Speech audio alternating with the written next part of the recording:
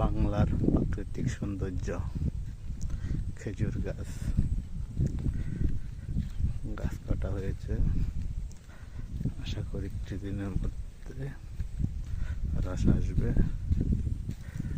সীতাকুণ্ডর মাঝখানে দক্ষিণ বাঁশবাড়িয়া এলাকা সংলগ্ন সাগর পার, বাংলার মাতৃভূমি।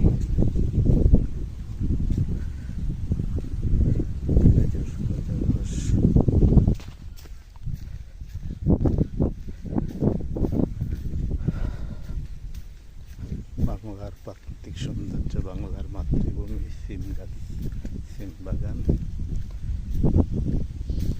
সীতাকুণ্ড, দক্ষিণ বাঁশবাড়িয়া, সাগর সংলগ্ন এলাকা, সাগর পার, বিশাল সাগর। যদি এখান থেকে দেখা যাচ্ছে না, ওই দেখেন বেড়িবাঁধ দেখা যাচ্ছে।